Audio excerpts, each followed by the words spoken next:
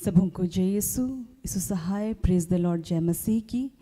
हम सब प्रार्थना योद्धा परिवार, हमारी अगुआ सिस्टर अस्थर, भाई राज और हम सब मिलकर फिर से आज शाम की इस आराधना प्रार्थना में आप सबका हार्दिक स्वागत करते हैं, हार्दिक अभिनंदन करते हैं। आशा करते हैं कि आप सब स्वस्थ होंगे, सुरक्षित होंगे और ईश्वर की आज्ञाओं शिक्षाओं के अनुसार अपने जीवन को जीने का प्रयास कर रहे होंगे।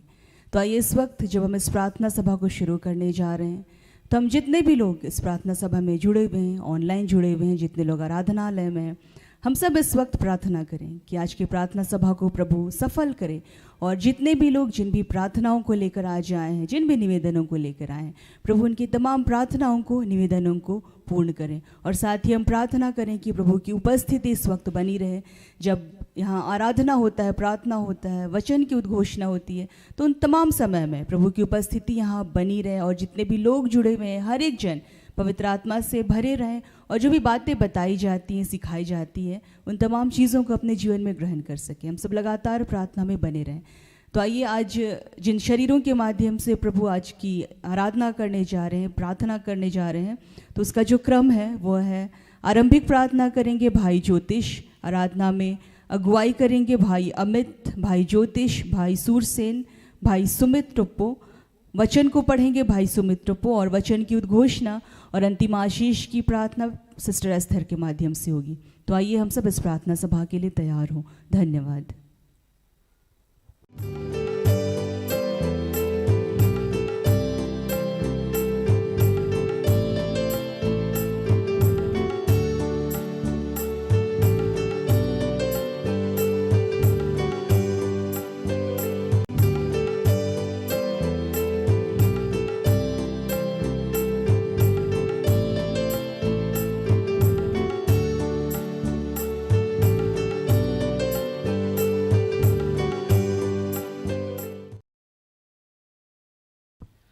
सबों को फिर से जय यीशु, यीशु सहाय, जय मसीह की, प्रेज द लॉर्ड।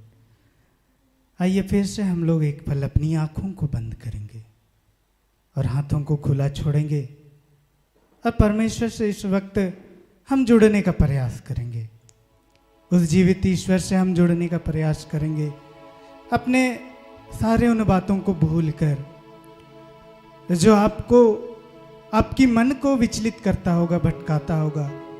हर एक उन बातों को इस समय परमेश्वर को समर्पित कीजिए और एक पल आइए हमारे साथ इस वक्त आराधना में जुड़ने का प्रयास कीजिए, क्योंकि वो परमेश्वर जब जब हम उनके करीब जाते हैं, क्योंकि उन्होंने वादा किया जहां 2 या 3 मेरे नाम से एकत्र होंगे, मैं वहां उपस्थित रहूंगा। सच में वो यीशु, सच में वो ईश्वर, जब हम उनको पुकारते हैं वो हमसे मिलने को आ जाता है, क्योंकि वो अपने वचन में कहता है, मैं द्वार पर खड़ा होकर द्वार खटखटाता हूँ। और सच में वो ईश्वर आपके घर, आपके हृदय रूपी द्वार में आया है और वो खटखटा रहा है।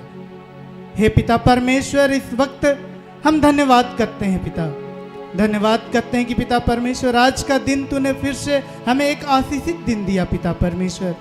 सुबह से लेकर इस वक्त तक तूने पिता हमें संभाला, हर एक खतरे, हर एक बुराई से बचाया, हर एक जोखिमों से बचाया। प्रभु आपका धन्यवाद करते हैं, धन्यवाद करते हैं सिस्टर अस्थर, ब्रदर राज और इनके जैसे जितने भी दास दासियां पिता परमेश्वर, उनके जीवन में तू अद्भुत कार्य को कर रहा है। प्रभु आपका धन्यवाद करते हैं, उनके माध्यम से कईयों को पिता स्पर्श करता है, कईयों को पिता परमेश्वर तू बातचीत करता है और कईयों के पिता परमेश्वर बीमारियों को तू चंगा करता है। प्रभु आपका धन्यवाद करता हूँ, धन्यवाद करता हूँ पिता परमेश्वर। इस वक्त इस आराधना में पिता हमारे साथ आइए प्रभु, जितने भी यूट्यूब में देख रहे हैं, जितने भी आराधनालय में पिता, उनको तू स्पर्श कर प्रभु, उनको तू छू पिता। हे पिता तूने ऐसा किया प्रभु, आपका धन्यवाद करते हैं।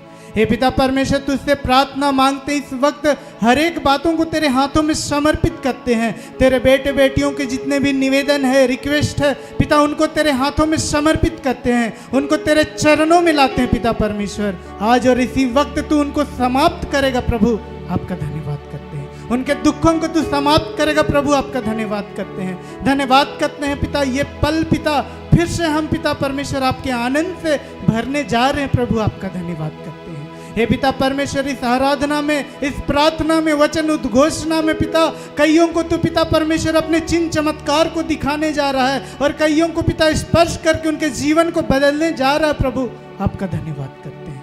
इस आराधना को तेरे हाथों में समर्पित करते हुए हर प्रार्थना को प्रभु यीशु के नाम से मांगते हैं। जय सुनिए और अनुग्रह से ग्रहण कीजिए। आमीन।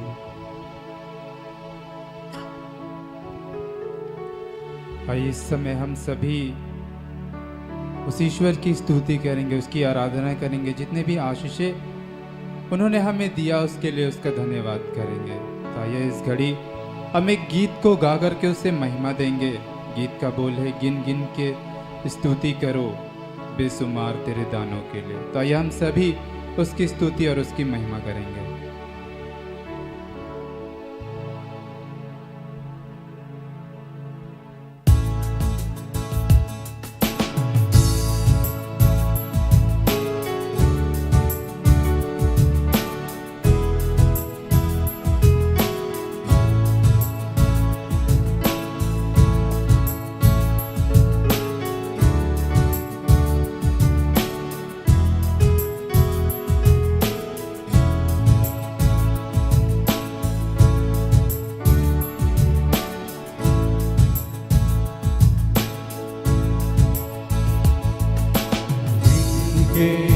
स्तुति करो बेशुमार तेरे दानों के लिए। अब तक तूने संभाला मुझे अपनी बाहों में लिए हुए। अब तक तूने संभाला मुझे अपनी बाहों में लिए हुए। गिन गिन के स्तुति करो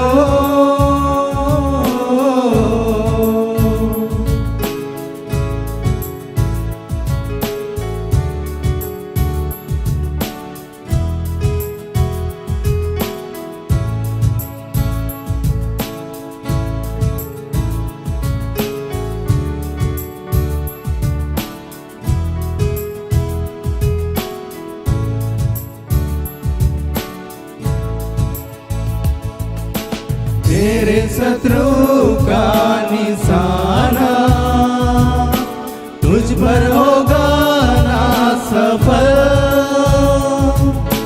तेरे शत्रु का निशाना तुझ पर होगा ना सफल।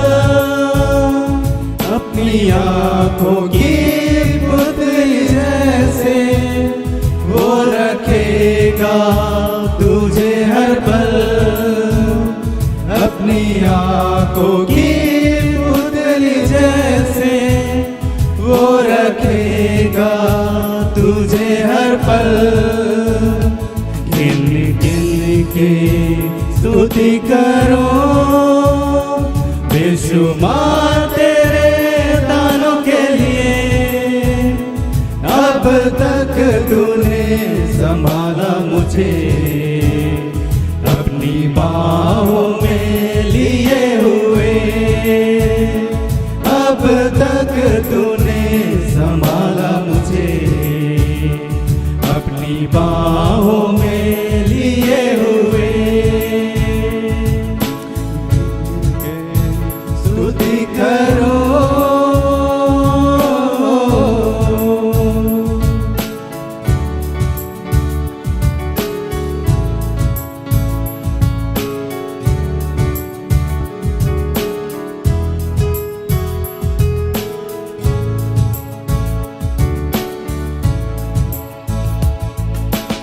आंधियाँ बन के आए जिंदगी के फिकर।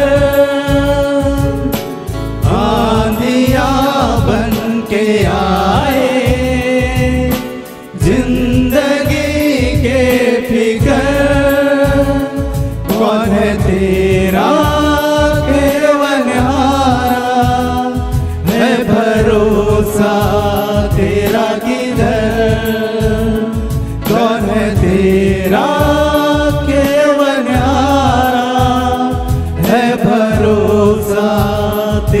किधर, गिन गिन के स्तुति करो, बेशुमार तेरे दानों के लिए। अब तक तूने संभाला मुझे, अपनी बाहों में लिए हुए। अब तक तूने संभाला मुझे, अपनी बाहों में लिए हुए। गिन गिन के स्तुति करो,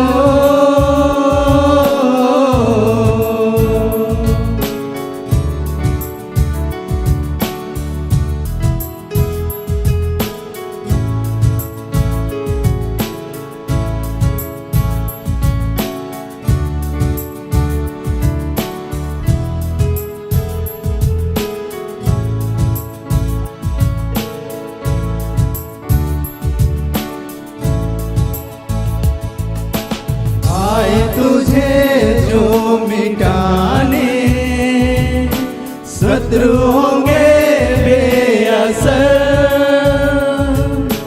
आए तुझे जो मिटाने शत्रु होंगे बेअसर। तेरा रचने वाला तुझ पर रखता है अपनी नजर। तेरा रचने वाला तुझ पर रखता है अपनी नजर। गिन गिन के स्तुति करो, बेशुमार तेरे दानों के लिए। अब तक तूने संभाला मुझे, अपनी बाहों में लिए हुए। अब तक तूने संभाला मुझे, अपनी बाहों में लिए हुए। गिन गिन के स्तुति करो,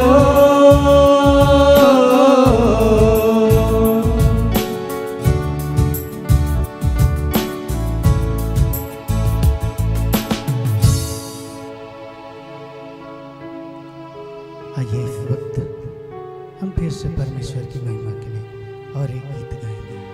हो सके तो आप को झूमने की इच्छा होगी, झूम सकते हैं। ताली बजाने की इच्छा होगी, ताली बजा सकते हैं। आपको जिस तरीके से उस परमेश्वर की स्तुति करनी है, आराधना करनी है, इस वक्त आइए हमारे साथ परमेश्वर की आराधना करनी है।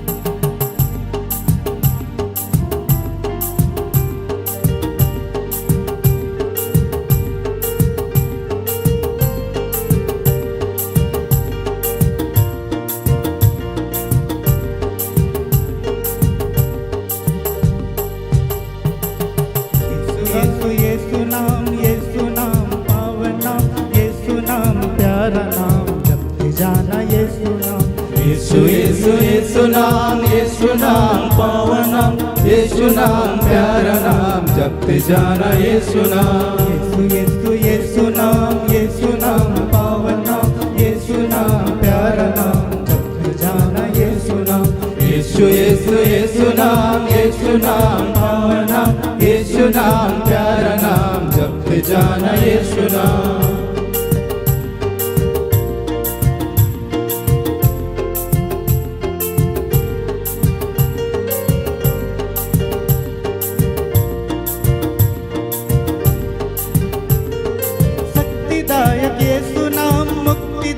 यीशु नाम, शक्तिदायक यीशु नाम, मुक्तिदायक यीशु नाम, शक्तिदायक यीशु नाम, मुक्तिदायक यीशु नाम, शक्तिदायक यीशु नाम, मुक्तिदायक यीशु नाम, शांतिदायक यीशु नाम, सबसे प्यारा यीशु नाम, शांतिदायक यीशु नाम, सबसे प्यारा यीशु नाम। यीशु यीशु यीशु नाम, यीशु नाम पावन नाम, यीशु नाम प्यारा नाम जपते जाना। यीशु नाम, यीशु यीशु यीशु नाम पावन नाम, यीशु नाम प्यारा नाम, जपते जाना यीशु नाम।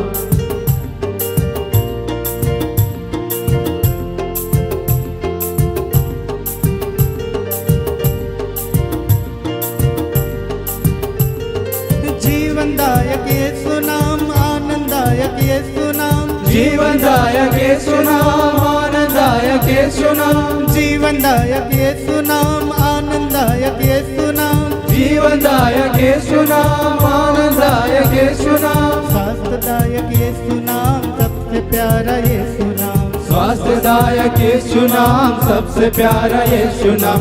यीशु यीशु यीशु नाम पावन नाम, यीशु नाम प्यारा नाम, जपते जाना यीशु नाम। यीशु यीशु यीशु नाम पावन नाम, यीशु नाम प्यारा नाम, जपते जाना यीशु नाम।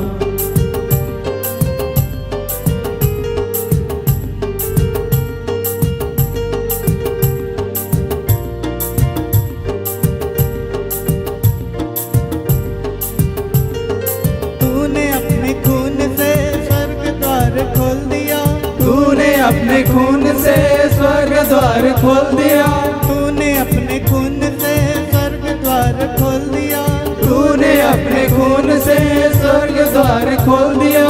पापियों को गोद लिया, सबसे प्यारा यीशु नाम, पापियों को गोद लिया, सबसे प्यारा यीशु नाम। यीशु यीशु यीशु नाम पावन नाम, यीशु नाम प्यारा नाम, जपते जाना यीशु नाम। यीशु यीशु यीशु नाम पावन नाम, यीशु नाम प्यारा नाम, जपते जाना यीशु नाम।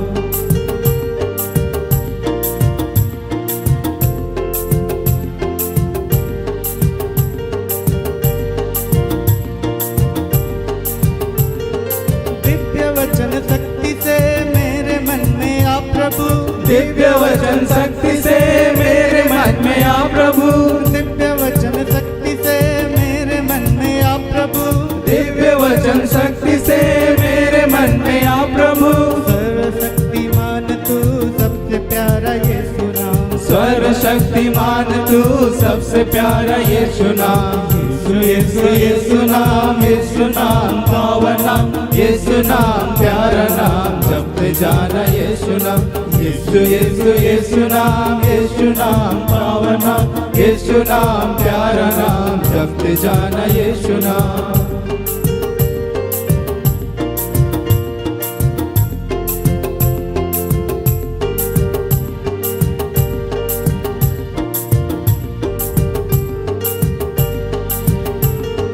तेरी ही उपासना करते रहेंगे सदा, तेरी ही उपासना करते रहेंगे सदा, तेरी ही उपासना करते रहेंगे सदा, तेरी ही उपासना करते रहेंगे सदा।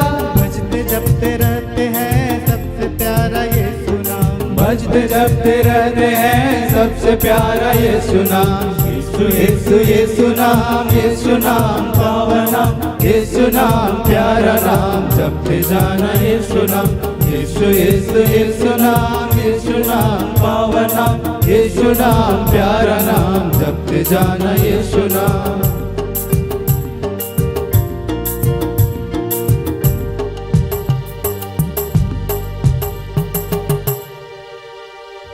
धन्यवाद करते हैं प्रभु, फिर से सुंदर समय के लिए आपका धन्यवाद करते हैं। इस वक्त पिता परमेश्वर तो हमें अपनी आशीषों को दिया प्रभु, आपका धन्यवाद करते हैं। तुम्हें हमें पिता परमेश्वर बल दिया, शक्ति दिया, सामर्थ्य दिया कि हम तेरी आराधना को कर पाए पिता। हे पिता आपका धन्यवाद करते हैं, धन्यवाद करते हैं तूने हमारी आराधना को स्वीकार किया, धन्यवाद करते हैं तूने हमारी प्रार्थनाओं को स्वीकार किया, धन्यवाद करते हैं प्रभु इस वक्त जो आपकी बेटी पिता, हे पिता इस वक्त वचन उद्घोषणा को जा रही पिता, उनके मुख को तू स्पर्श करना और उनके द्वारा आज कईयों को तू पिता उनके जीवन में तू कार्य करने जा रहा प्रभु, आपका धन्यवाद करते हैं। हर बातों को आपके हाथों में समर्पित करते हुए हर प्रार्थना को प्रभु यीशु के नाम से मांगते हैं, जय सुनिए और अनुग्रह से ग्रहण कीजिए, आमीन।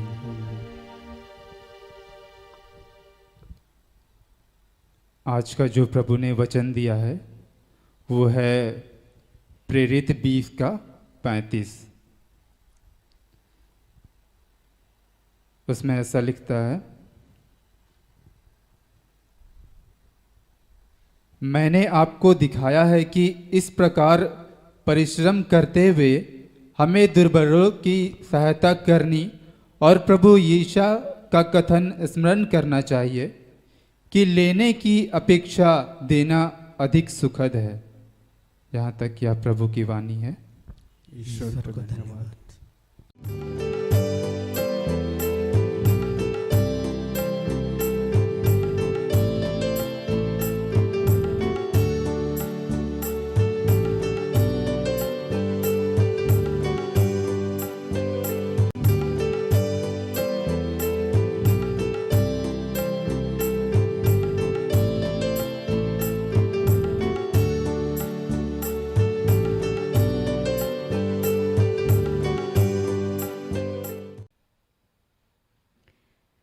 सबों को प्रार्थना योद्धा परिवार की ओर से प्रेज द लॉर्ड, जय यीशु, यीशु सहाय। आइए हम लोग वचन में आगे बढ़ने के पूर्व सभी प्रभु से जोड़ने का प्रयास करेंगे। हम सभी इस घड़ी जहाँ भी हैं एक पल के लिए प्रभु से प्रार्थना करेंगे।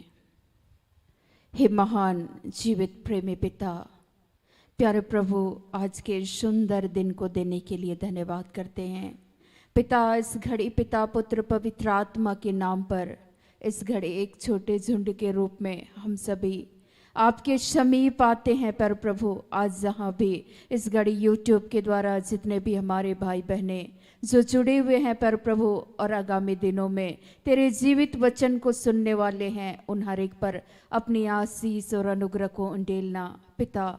नित्य प्रतिदिन तो अपने वचन के द्वारा हम सबों को सिखलाना, समझाना, बातें करना चाहते हैं पिता, ताकि हम आपके पवित्र वचन के अनुसार जीवन को जी सकें पिता। आज पवित्र आत्मा के नाम से प्यारे प्रभु, यीशु के नाम से पिता तुझसे प्रार्थना करते हैं। प्यारे प्रभु, जहाँ भी तेरे दास और दासियाँ खड़े हैं इस घड़ी पिता, तेरे नाम से इस घड़ी हर एक के मुख पे अपने शब्द को रखना और वचन के एक एक रहस्यों को, एक एक मर्म को तू प्रकट करना पिता। और सचमुच में प्यारे प्रभु, हे पिता, आज जितने भी पाप दोष गुनाह अपराध हुए हैं उन तमाम पापों के लिए इस घड़ी हम सभी आत्मा में एक होकर तुझसे क्षमा चाहते हैं। अपनी आशीष और अनुग्रह को उंडेलिए पिता। आज के दिन में प्यारे प्रभु, जितने भी रुकावटें हैं, बंधने हैं पिता, जो तुझसे और आपके प्रेम से हमें अलग करना चाहती है पिता, ऐसी हर एक बंधनों को यीशु मसीह के नाम से हम तोड़ते हैं पिता। हम सबों की सहायता करने के लिए पुनः तुझे धन्यवाद करते हैं। पवित्र आत्मा के द्वारा हम सबों की मदद कीजिए प्यारे प्रभु, और इस घड़ी सारी बातों का नियंत्रण पुनः तेरे हाथों देते हुए इस प्रार्थना को प्रभु यीशु मसीह के नाम से मांगते हैं। दया से सुनिए और ग्रहण कीजिए, आमीन। आज का जो वचन हम सबों को दिया गया है, प्रेरित 20 पद संख्या 35। मैंने तुम्हें सब कुछ करके दिखाया कि इस रीति से परिश्रम करते हुए निर्बलों को संभालना और प्रभु यीशु के वचन को स्मरण रखना आवश्यक है, जो उसने आप ही कहा है, लेने से देना धन्य है। आज सर्वप्रथम आज के इस दिन के लिए प्रभु का धन्यवाद करते हैं। पौलुस जो इस बातों को बतलाते हैं कि मैंने तुम्हें सब कुछ करके दिखाया कि किस रीति से परिश्रम करते हुए निर्बलों को संभालना और प्रभु के वचन स्मरण रखना आवश्यक है। आज हम लोग देखते हैं कि सर्वप्रथम हर एक मनुष्य को अपने जीवन में, चाहे वो दास हो, चाहे वो आप अपने घर परिवार या समाज में जीवन को जीते हो, सर्वप्रथम हर इंसान को हर जगह मेहनत करना चाहिए। हालेलुया। लेकिन आज बहुत सारे लोग, हम लोग मेहनत करना चाहते नहीं है। जो जहां है अगर वो परिश्रम करे तो प्रभु उनके जीवन को क्या कर देंगे? आशीषित करेंगे। लेकिन आज बहुत सारे लोग परिश्रम करना, मेहनत करना नहीं चाहते हैं और अंततः उनके जीवन में क्या होती है? घटी होती है। और पौलुस इस बातों को भली भांति उस समय उपदेश दिया करते थे कि पौलुस भी न केवल सुसमाचार की घोषणा करते थे बल्कि उनका एक स्पेशल काम भी था। उनका एक मुख्य काम था कि वो तंबू का निर्माण कार्य भी करते थे। वो अलग से भी अपना जो रहने के लिए कई जगहों पर वे सुसमाचार की घोषणा करने के लिए जाते थे। सर्वप्रथम वो वचनों को भी सीखे और प्रभु ने उनको पवित्र आत्मा के द्वारा, जब मैं आज पढ़ रही थी प्रभु के वचनों को, गलातियों को पढ़ रही थी, तो वहाँ पौलुस का ईश्वर कैसे चुनाव करते हैं और वो पौलुस अपनी सेवा के कार्य को कैसे करते हैं, कैसे आरंभ करते हैं, प्रभु ने उनको कैसे बुलाया, इस बारे में जानकारी दी गई है।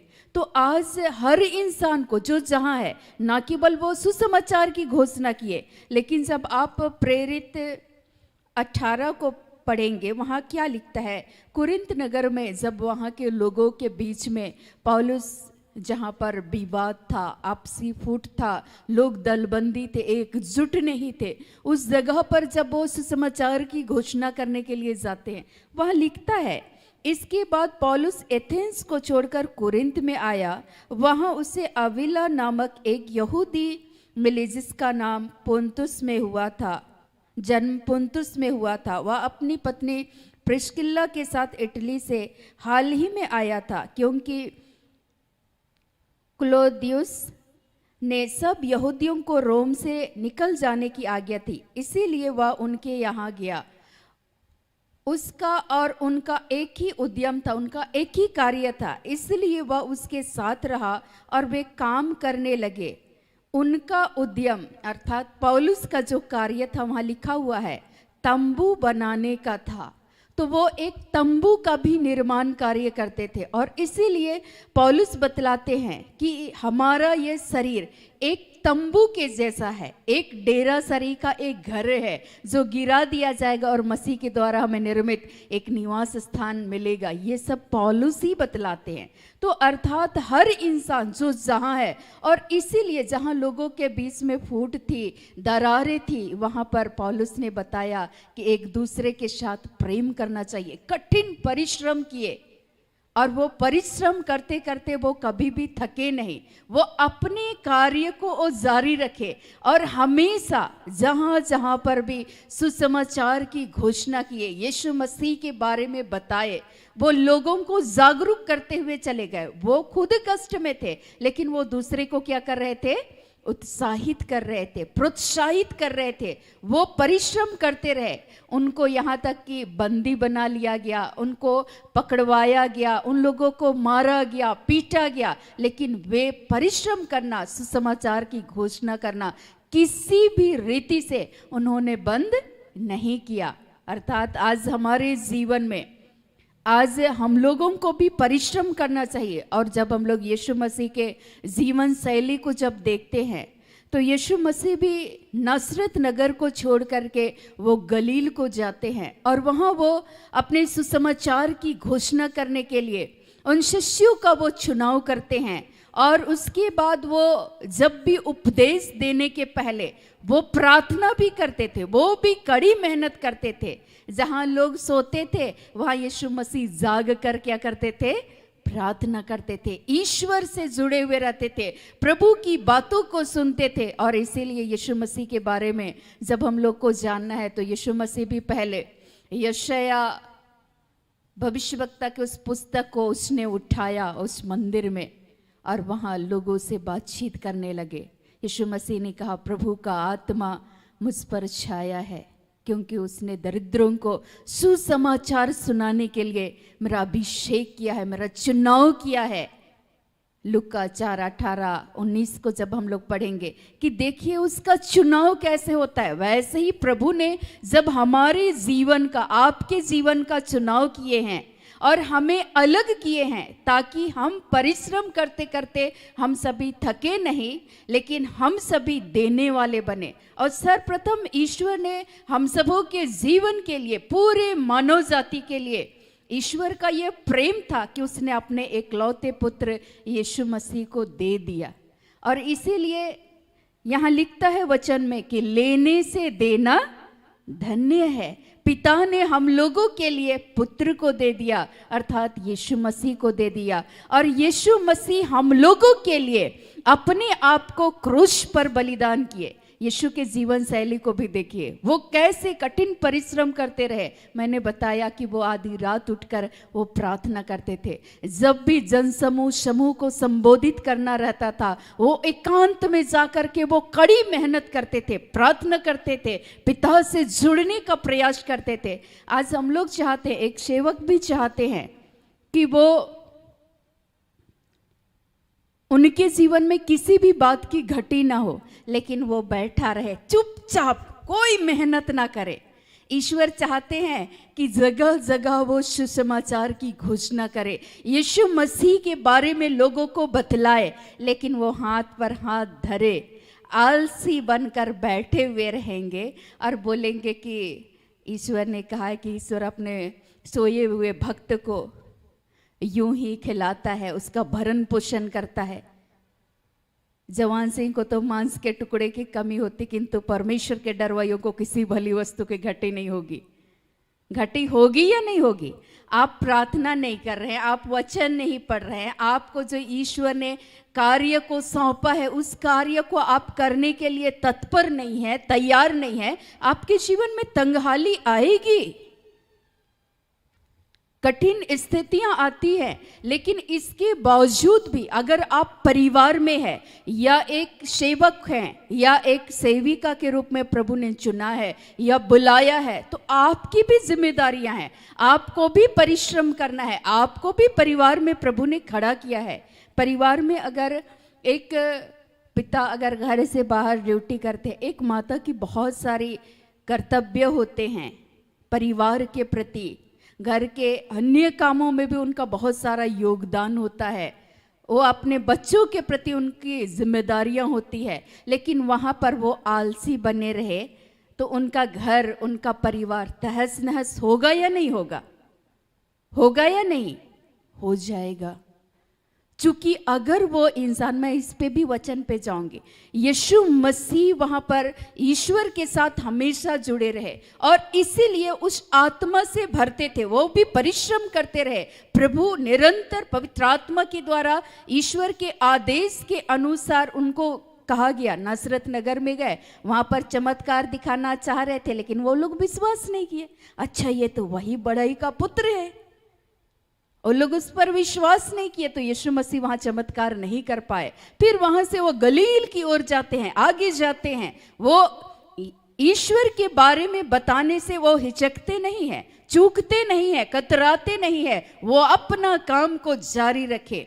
और जहां लोग भीड़ के भीड़ उसके पीछे हो लेते थे, तो उनके बीच में भी बातचीत करने के पहले वो खुद ही ईश्वर के आत्मा से परिपूर्ण होते थे, और तब जाके उस समूह को वो संबोधित करते थे।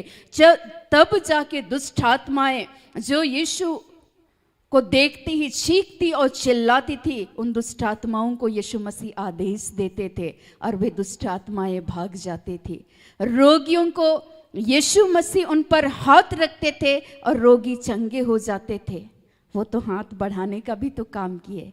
अब आप सोचे कि हम कुछ ना करें, ईश्वर बोल रहे हैं आपको कि हाथ बढ़ाएं, पिता पुत्र पवित्र आत्मा के नाम पर मैं इसके जीवन में कार्य करने जा रहा हूं। अब अपना हाथ पीछे कर ले, नहीं हम नहीं करेंगे, क्योंकि वो किसी ना किसी के शरीर को वो इस्तेमाल करना चाहते हैं और उसके द्वारा प्रभु कार्य करना चाहते हैं। लेकिन आज हम लोग परिश्रम नहीं करना चाहते हैं, आज हम प्रार्थना नहीं करना चाहते हैं, आज हम वचन नहीं पढ़ना चाहते हैं। आज ईश्वर बहुत सारी जिम्मेदारियों को देते हैं और उस जिम्मेदारियों को नहीं निभाते हैं, अंततः परिवार अनबैलेंस हो जाता है।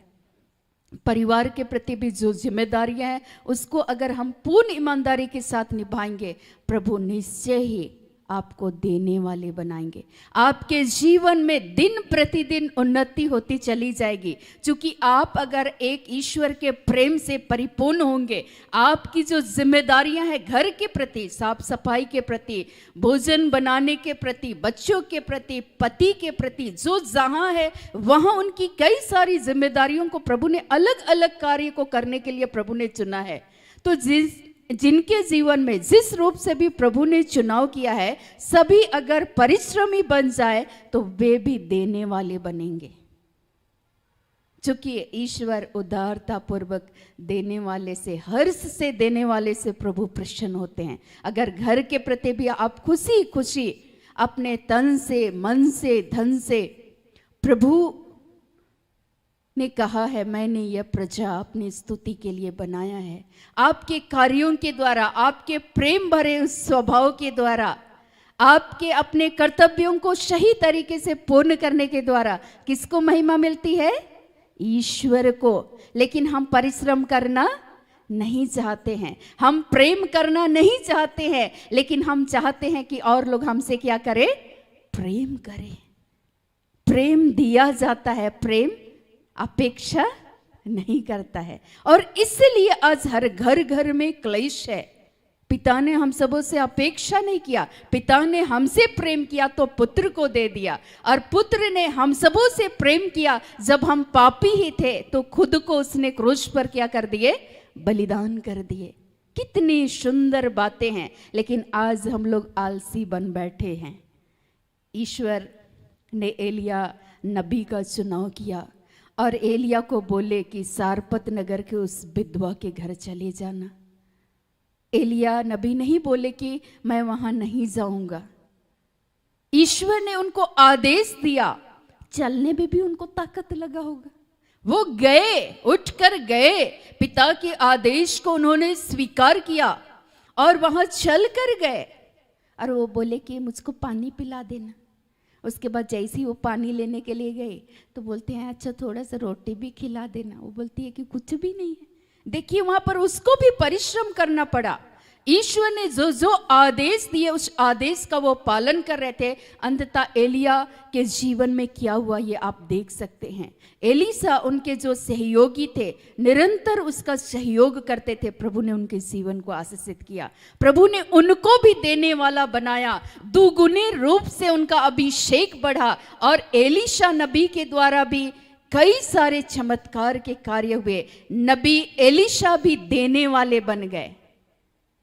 पहले वो भी शिष्य थे एलिया के, और शिष्यता के नाते वो गुरु के प्रति जो उनका कर्तव्य था उस जिम्मेदारी को वो कड़ी परिश्रम करते हुए भली भांति निभाते थे। जब हम लोग दाऊद के जीवन शैली को देखेंगे तो दाऊद भी भेड़ बकरियों को चराते थे, वो भी वहाँ मेहनत करते थे। प्रभु ने वहाँ से उनको बुलाया, उनका अभिषेक किया सामुएल के द्वारा, और सचमुच में उनके द्वारा प्रभु की प्रतिज्ञाएं पूर्ण हुई। आज यीशु मसीह के जीवन शैली को भी हम लोग देखते हैं तो वहां भी हम लोग पाते हैं। इसीलिए कहा गया है कि लेने से देना धन्य है। आज हम लोगों को ईश्वर देने वाला बनाना चाहता है, लेकिन प्रभु की जो इच्छाएं है, उसकी जो आदेश है, उसकी जो आज्ञाएं हैं, उसकी जो शिक्षाएं हैं, उस पे हम परिश्रम करना नहीं चाहते हैं। लोग आज पहले ही क्या कर जाते हैं? भाग जाते हैं। जब आप ट्रेनिंग पीरियड में ही रखे जाते हैं, प्रभु चेक करते हैं, पहले थोड़ा देते हैं, उसके बाद फिर उससे ज़्यादा, फिर उससे ज़्यादा देते हैं, फिर देखते हैं अच्छा ये इस कामों को, इस जिम्मेदारी को मैंने पहले 2 लोगों को दिया, इन 2 लोगों के बीच में कैसे परिश्रम करते हैं प्रभु भी देखते हैं। और ईश्वर को यकीन होता है अपने दास पर कि ये पूर्ण विश्वास के साथ जिस जिम्मेदारी को मैं दे रहा हूँ इसको ये करेंगे। ईश्वर भी यकीन करते, पहले थोड़ा देते हैं, फिर उससे ज्यादा, फिर उससे ज्यादा। यीशु मसीह भी पहले 12 शिष्यों का चुनाव किया, उसके बाद उसने 72 शिष्यों को उन्होंने चुना।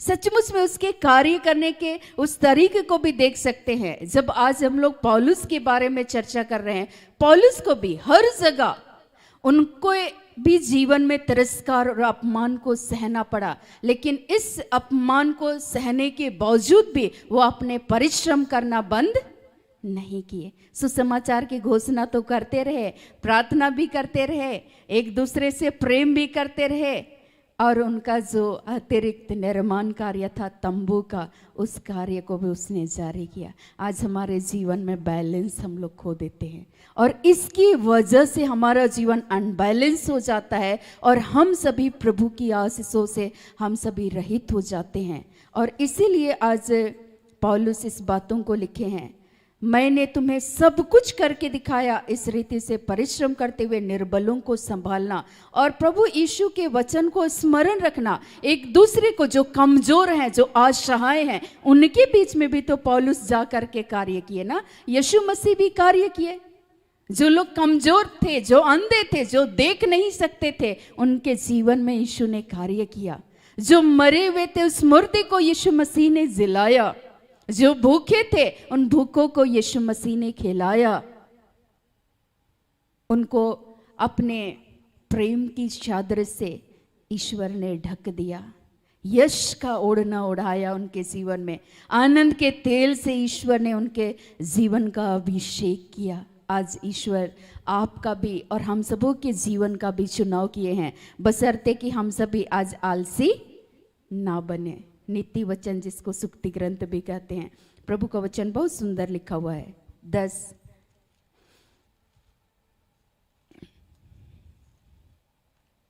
पद संख्या 4, जो काम में ढिलाई करता है वह निर्धन हो जाता है, परंतु कामकाजी लोग अपने ही हाथों के द्वारा धनी होते हैं। ईश्वर बोल रहे हैं कि जो अपने काम में ढिलाई करते हैं, अर्थात परिश्रम नहीं करना चाहते हैं, ईश्वर क्या बोल रहे हैं, वे क्या हो जाते हैं, निर्धन हो जाते हैं। आलसी होने की वजह से वे निर्धन हो जाते हैं, वे परिश्रम करना नहीं चाहते हैं। मेरे लिए भी स्थितियां बहुत कठिन थी। जब मैं वचन को पढ़ रही थी तो मुझे अपना ही जीवन शैली एक बार प्रभु ने मुझे स्मरण दिलाया। मुझे याद है कि बड़े लोग उस समय में घर पे नहीं थे। हमारी जो बहनें थी वो भी कहीं हॉस्टल में रहती थी, कहीं बाहर रहती थी, और मुझे कुछ भी काम करने नहीं आता था, सिवाय मैं आंगन झाड़ू करती थी और थोड़ा बहुत कभी कभी बर्तन धोती थी और चाय बनाती थी। इसके अलावा कभी मुझे खेत में भी लिया गया तो रोपने के समय में कहा गया, इस बीड़ा को यहाँ से वहाँ पहुँचा दो, इनको पानी पिला दो। इसके अलावा कुछ नहीं काम किए थे। लेकिन ऐसा लगा कि एक दुखों का एक पहाड़ टूट पड़ा है, लेकिन एक तरफ मुझे पिता की वो शिक्षाएं मुझे याद आ रही थी कि बहुत सारी जिम्मेदारियां हैं और इस जिम्मेदारी को तुमको निभाना है। एक तरफ से वो साउंड गूंजता था और दूसरे तरफ से काम कुछ भी आता नहीं था। अब कीजिए, संभालिए उन दुर्बलों को। मैं देखती थी एक तरफ मेरी माँ रो रही है, पिताजी के ठीक मृत्यु के बाद कुछ ही दिनों के बाद मेरे चाचा भी डेथ कर गए। एक तरफ माँ रो रही है, दूसरे तरफ मेरी चाची रो रही है। वे लोग टूट रहे हैं, आप संभालिए। दुर्बल हैं, कमजोर हैं। फिर हम छुप के रो लेते थे और बोलते थे प्रभु क्या करे। ईश्वर बोलते थे, ईश्वर कभी भी हमारे जीवन में बुरा नहीं करता है।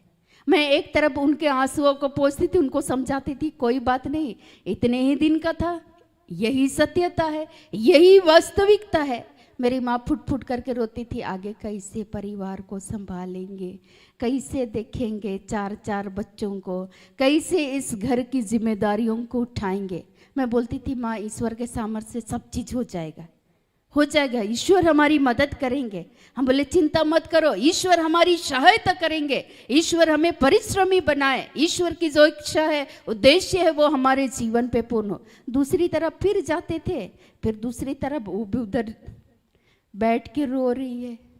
मेरे लिए बहुत कठिन था, मैं उनके सामने रो भी नहीं सकती थी और मैं सोचती थी कि कैसे ये लोग खुश रहेंगे। और मेरे लिए एक एक पल काफी चुनौतीपूर्ण था। ऊपर से घर में अशांति थी और उस जगह पे संघर्ष करना, परिश्रम करना मेरे लिए बहुत कठिन था। मैं खेतों में जाती थी और मैं ऊपर नीचे देखती थी, दाएं बाएं देखती थी, चारों ओर काम धाम तो आता नहीं था। अब करे तो क्या करे।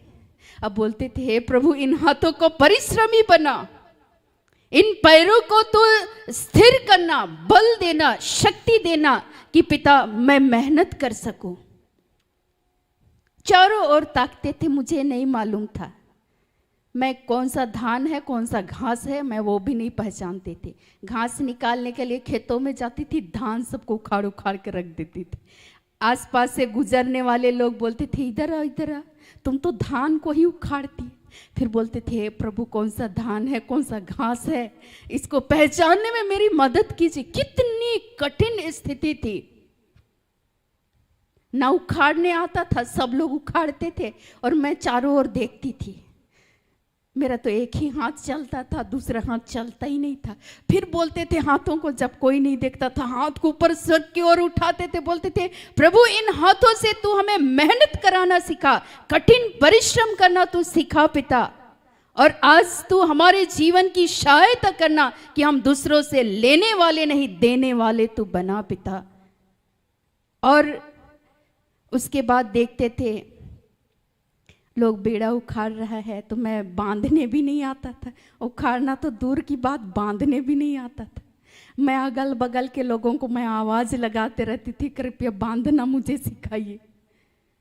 और इस तरीके से करना मेरे लिए बहुत कठिन था। लेकिन प्रभु को जो चुनाव करना ही था, वचन की घोषणा करने, वो सब पापड़ क्यों बेलना। लेकिन ईश्वर मुझे वहां से ईश्वर छांट रहे थे, तोड़ रहे थे, सिखा रहे थे।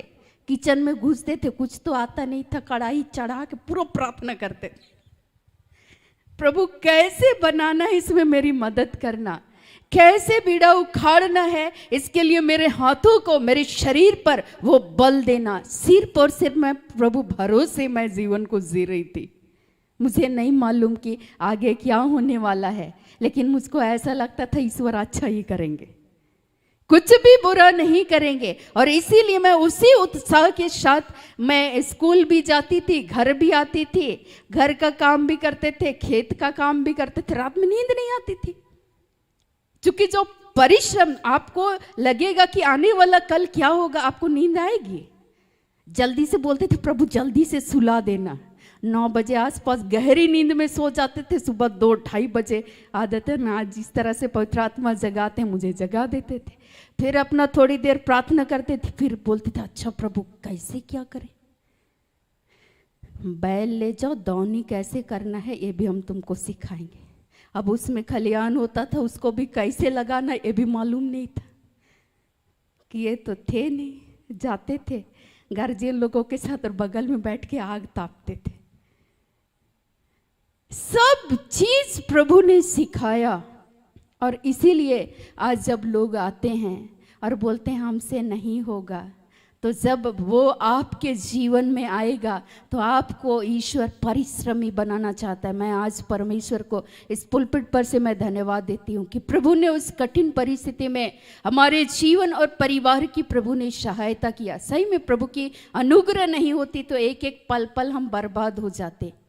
बहुत सारी कठिन स्थितियां आई, अच्छे बुरे मालूम ही नहीं था, अच्छे लोग मिले, बुरे लोग मिले, दुख मिला, तिरस्कार मिला, फिर भी सोचते थे अपना परिश्रम जारी करना है।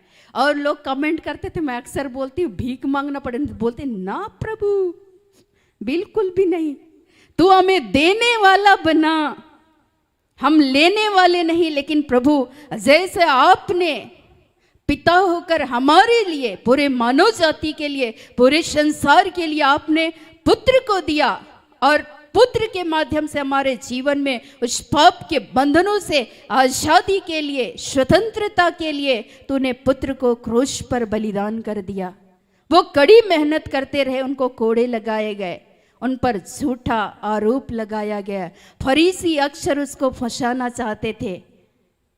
एक बार कुछ फरीसी आए और कर देने का वक्त था, टैक्स देने का वक्त था, तो लोग पूछने लगे, अच्छा ये तो ईश्वर के द्वारा ये तो सही शिक्षा देते हैं, अब इसको हम लोग फंसाने का काम करते हैं। लेकिन यीशु मसीह भी वहाँ ईश्वर के आत्मा के द्वारा वो भी संचालित थे। इसीलिए यीशु मसीह कहते हैं जो कैसर का उसे कैसर को दो, जो प्रभु का उसे प्रभु को दो। अक्सर यीशु मसीह सही शिक्षा को देते रहे और वो अपने कार्यों को पूर्ण ईमानदारी के साथ करते रहे। और इसीलिए आज का जो ये वचन कहता है, जो काम में ढिलाई करता है वह निर्धन हो जाता है। और इस वजह से मैं बहुत गाली सुनी, क्योंकि उस कड़ी मेहनत करने के द्वारा ईश्वर ने बहुत तायत की आशीष को प्रभु ने दिया। ठीक है, उतना ज़्यादा नहीं था, लेकिन जो जीवन की आवश्यकताएं थी नित्य प्रतिदिन के जीवन में, प्रभु ने उन आवश्यकताओं को पूर्ण किया। लेकिन अक्सर लोग इसीलिए बोलते थे अच्छा इसका जो फसल है इसको हम लोग नुकसान करेंगे। कबूतर पाले, बत्तख पाले, मुर्गी पाले, बकरी पाले, जानवर पाले, सब पाले, लेकिन एक एक पल पल में मैंने हानि को सहा है। कहीं जाते थे लोग बैल बेच देते थे, बकरी बांध के चले जाते थे, वापस आते थे, आत्मा लगता था कि कुछ हानि हुआ है। मैं भागते हुए जाती थी जहाँ पर वो चीज़ है, जानवर बंधा हुआ है, मैं देखती थी आज जानवर ही नहीं है। मैं पूछती थी, लोग बोलते थे नहीं मालूम। मैं सोचती थी ठीक है चिकन खरीद नहीं सकते हैं, इतने पैसे नहीं है, तो हम सोचते थे मुर्गी पालन करेंगे। वहाँ उसको पालन करने में उसमें मेहनत करते थे, लेकिन वहाँ पता चलता था जब जाते थे लोग दौड़ा दौड़ा के मुर्गी मार के खा जाते थे। लगता था मेहनत करते थे और कुछ बर्तन इकट्ठा करते थे भोजन पकाने के लिए, अगले दिन पता चलता था बर्तन चोरी हो गया। इतनी कठिन स्थितियां थी। एक एक पल में तेल लेकर के रखते थे, 10 रुपया का तेल खरीदते थे, पता चल रहा है जब किचन में सब्जी बनाने के लिए गए तेल का बोतल ही गायब हो गया। बताइए, घोषणा कीजिए सुसमाचार की, आप क्या सहे हैं? एक एक पल में मैं उन कठिन स्थितियों से मैं गुजर रही थी, और उस समय में प्रभु के वचन को थाम करके रखना, यीशु मसीह के वचन के अनुसार जीना बहुत कठिन है। मैं सोचती थी धान कटनी का समय आया, धान की कटनी के लिए मैं सोचती थी फसल इस खलिहान में मैं रखूंगी, सारा मचान उचान रेडी कर लिए, और जब धान ढो करके खलिहान पहुँचे पता चला दूसरा उसमें उस मचान में धान चढ़ा दिए। लगता था गोबर किए कि अब खलिहान में धान मिसेंगे, दौनी करेंगे, पता चल रहा है कि दूसरा इंसान उसमें दौनी कर रहा है।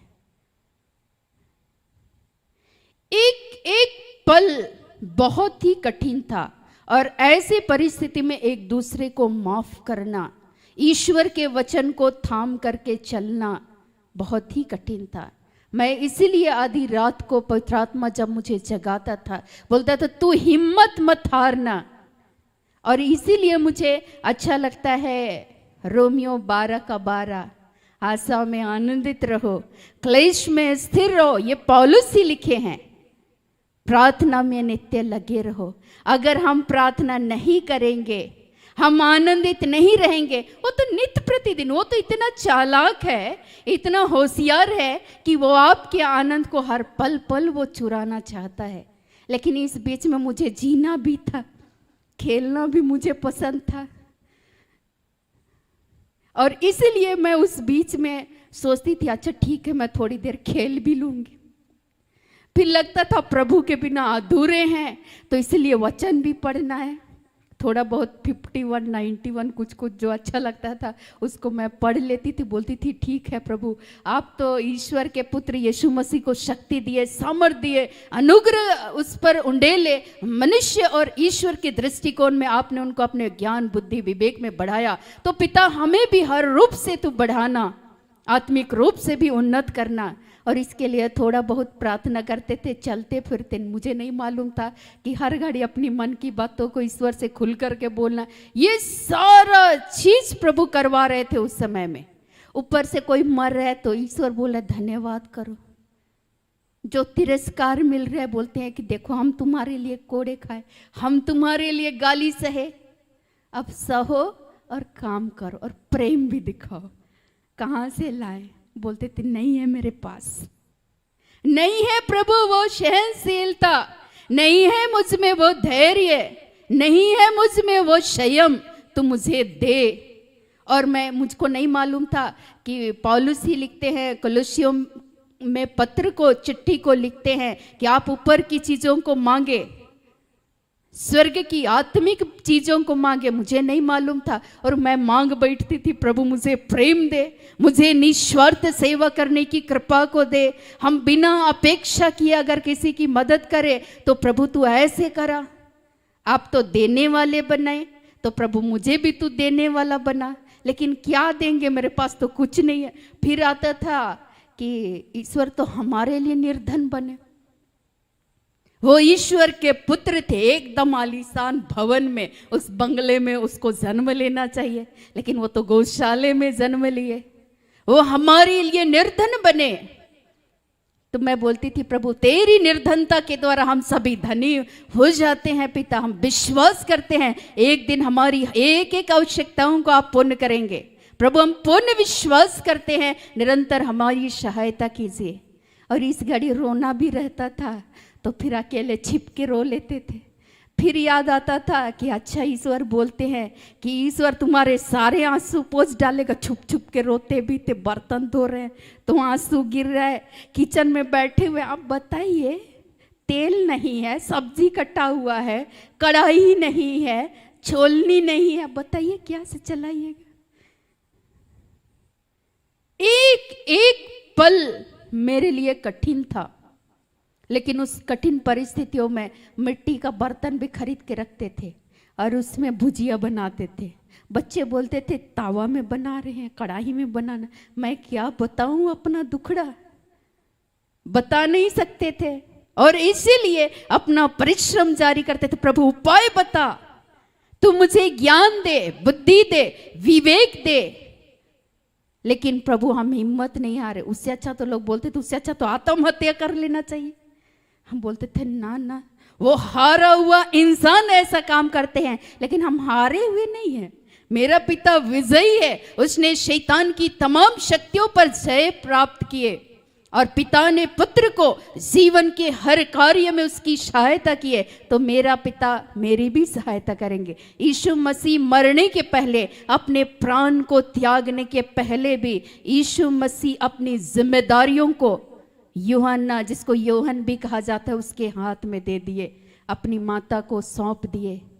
आज से ये तुम्हारी माता है। उसकी जिम्मेदारियों को देखिए यीशु मसीह आत्मिक रूप से भी कैसे कर रहे थे और सांसारिक रूप से भी अपनी माता के प्रति उनका जो कर्तव्य था वहां पर यूहन्ना को दे दिए। आज से तुम इसको देखना। मेरे पिताजी बड़े आसानी से बोल के चले गए कि तुम सबको देखना। सबको ले के चलना बहुत कठिन था और उस समय एक तरफ वो वही आवाज गूंजती थी। आवाज आता था, यदि तुम में भलाई करने का अगर गुण है, ईश्वर की कृपा है, अगर तुम नहीं करते हो तो तुम पाप करते हो। अगर तुम भूखे को भोजन नहीं खिलाते हो, तो बहुत सारे लोग आते थे, अच्छा आप भोजन खिलाइएगा आज। अब झूठ नहीं बोल सकते थे। लोग बोलते थे मत खिलाओ, अब मैं फंस जाती थी, अब मैं करूँ तो क्या, छिप छिप के खाना खिलाते थे एक आशिक की तरह उन बच्चों के लिए जो बच्चे मेरे साथ रहते थे। मैं सोचती थी कि मैं ये बच्चे भूखे ना रहें, ये आज कमजोर हैं, इनके माता पिता आज इन बच्चों को भोजन नहीं दे रहे हैं, लेकिन प्रभु आपने हमारे लिए उत्तम भोजन का प्रबंध किया है। आप चाहते हैं तो मैं इनको भोजन खिलाने में मेरी सहायता कीजिए। यीशु मसीह अंदर से वो आत्मा से आवाज आता था, अगर तुम्हारे पास रहते हुए तुम इसकी मदद नहीं करोगी तो तुम्हारे लिए वही वचन लागू हो जाएगा, जब मैं भूखा था तुमने मुझे नहीं खिलाया। पौलुस भी लिखते हैं, उन निर्बलों को आपको क्या करना है, संभालना है। वहां से कठिन स्ट्रगल करते हुए संपूर्ण परिवार स्ट्रगल कर रहे थे, परिश्रम कर रहे थे, कुछ भी नहीं मालूम था। मुझे याद आती, कई बार मैं अपनी बड़ी बहन के साथ रहती हूँ, हम दोनों हंसते हैं। लकड़ी ढुलाई का कभी काम नहीं किए थे, लकड़ी जैसे ढोते थे उलट जाता था। तरह तरह से वहां पर ईश्वर परिश्रम करना सिखा रहे थे। और मैं ईश्वर को धन्यवाद देती हूँ कि उस स्थिति में डालने के लिए कि प्रभु हर घड़ी, पौलुस ही लिखते हैं, मुझे जिंदगी के उतार और चढ़ाव का फिलिपियो 4 में लिखते हैं, गहरा अनुभव है। अमीरी और गरीबी का हर अवस्था में वो जीना सीखे। पौलुस लिखते हैं, मैं अपनी कुश्ती अच्छी तरह से लड़ चुका हूं, तुम भी अपनी कुश्ती अच्छी तरह से लड़ो। तिमोथियस जो उसके युवा सहयोगी थे, उस तिमोथियस को भी पौलुस समझाते हैं, तुम्हारी कम उम्र के वजह से लोग तुम्हारा तिरस्कार ना करें, तुम अपना परिश्रम करते रहो। वहां वो समझाते हैं उसको। इसलिए मैं आप सबों से ये कहना चाहूंगी कि आप सभी आलसी ना बने, परिश्रमी बने। संघर्ष, कठिन स्थितियां आती है, चुनौतियां आती है, लेकिन लोग हिम्मत हार जाते हैं। आप हारिए नहीं, पिता आपको एक दिन देने वाले बनाएंगे। और इसीलिए जब मेरी एक हार्दिक इच्छा थी कि कहीं ना कहीं ये मेरे एक सपना था, इच्छा थी कि दूसरे जो कमज़ोर हैं, असहाय हैं, मैं उनकी मदद करूं। ये मेरे मन में, मैंने अपने ही परिवार के गार्जियन को मैंने देखा था, तो मैं देखती थी कि वो लोग देते थे और बहुत खुश रहते थे। तो मैं भी सोचती थी अच्छा, कुछ अच्छा करने से मतलब खुशी भी मिलता है।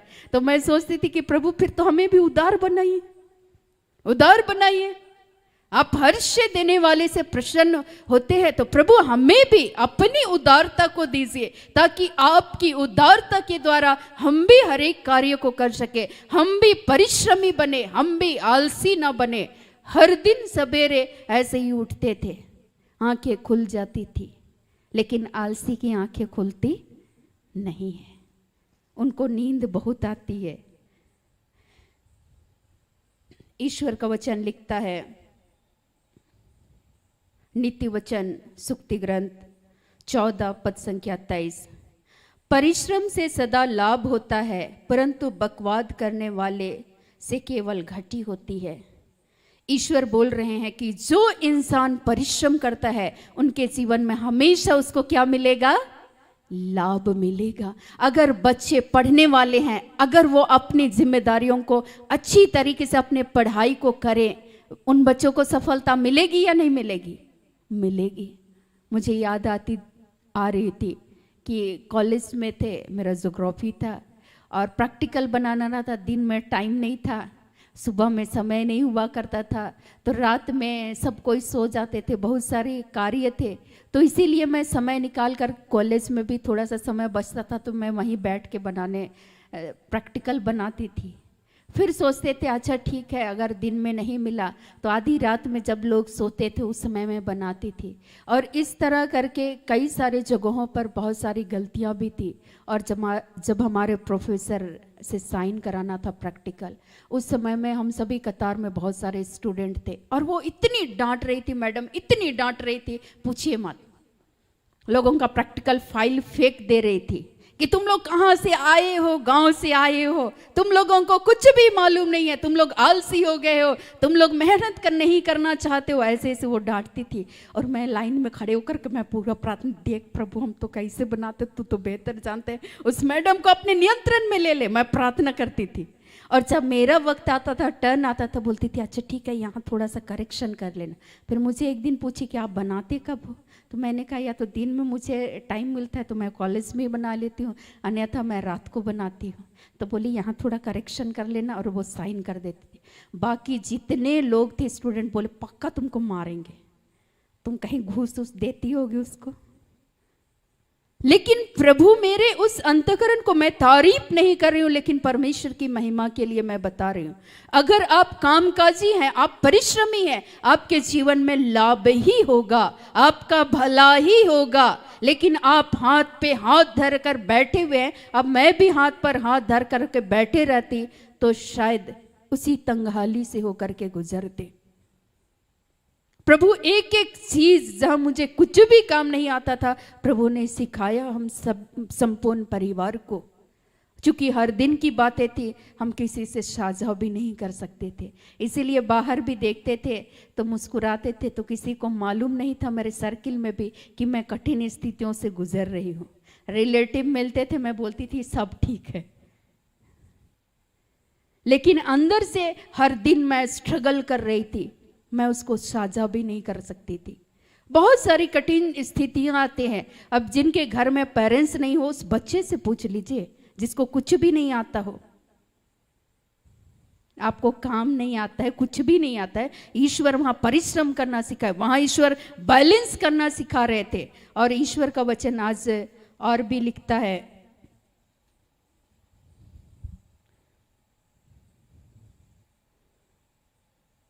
नीति वचन 12 पद संख्या 24 और 27, कामकाजी लोग प्रभुता करते हैं, अर्थात ईश्वर की अनुग्रह उनके जीवन पर होती है, जहां भी रहेंगे वहां वे राज्य करेंगे, प्रभु की अनुग्रह उस पर होती रहेगी। और ईश्वर का वचन कहते हैं राजा भी उससे प्रसन्न होंगे, जो इंसान मेहनती है उनके अधिकारी भी उनसे प्रसन्न हो जाएंगे। ये सब वचन है। लेकिन आज हम लोग मेहनत नहीं करना चाहते हैं, तो जिस स्थान पर हम कार्यरत होते हैं अंततः वहां भी हमारे बीच में द्वेष होने लगता है, क्लेश होने लगता है, चूंकि हम आलसी हो जाते हैं। लेकिन ईश्वर इसीलिए बोल रहे हैं, कामकाजी लोग प्रभुता करते हैं परंतु आलसी बेगार में पड़े रह जाते हैं। लेकिन जो आलसी है वो इंसान हाथ पर हाथ धरे हुए रहकर वो मेहनत नहीं करना चाहते हैं। आगे लिखता है, आलसी अहेर का पीछा नहीं करता परंतु कामकाजी को अनमोल वस्तु मिलती है। जो इंसान कामकाजी है, परिश्रमी है, उनके जीवन में प्रभु उत्तम से उत्तम वस्तुओं को आपके जीवन में परमेश्वर देंगे। आगे लिखता है 13:4 में, आलसी का प्राण लालसा तो करता है और उसको कुछ नहीं मिलता परंतु कामकाजी हष्ट पुष्ट हो जाता है। ईश्वर बोल रहे हैं कि जो आलसी है वो चाहता है कि हम अच्छे से रहें, हम अच्छा भोजन करें, लेकिन उसको ना भोजन बनाने का मन करेगा, ना मेहनत करने का मन करेगा, टेस्टी लगेगा। उस बनाने में भी, पकाने में भी मेहनत लगता है। मैंने कई सारे ऐसे लोगों को देखा है।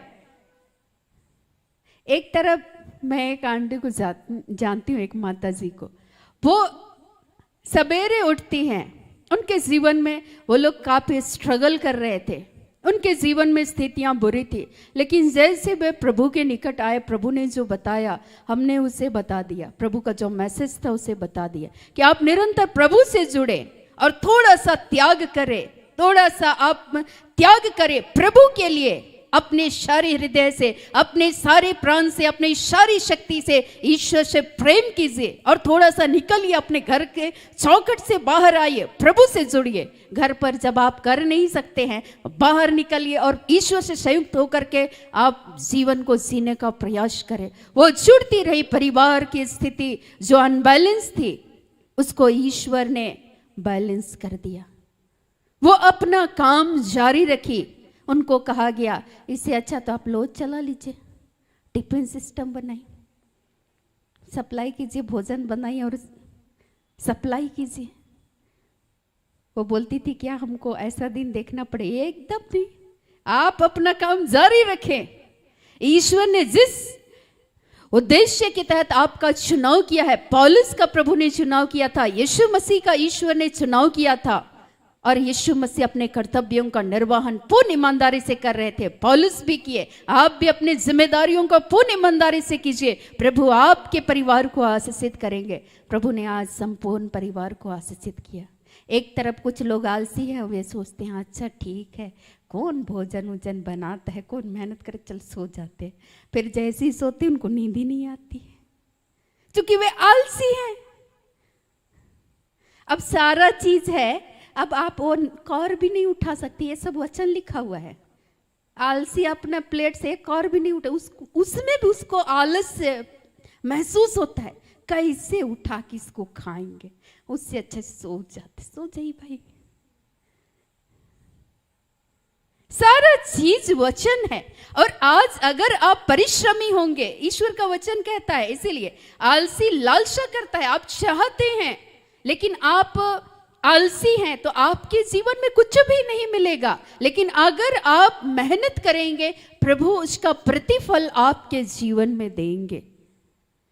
मुझे याद है कि पहले, उससे पहले जो भी परिवार का देखभाल करते थे, जो भी जिम्मेदारियों को करते थे, तो उस समय में तंगी होती थी। फिर मैंने उपाय लगाया कि प्रभु अब बताइए क्या क्या खेती करना चाहिए, कैसे करना चाहिए, टेक्निकल हमको बताइए।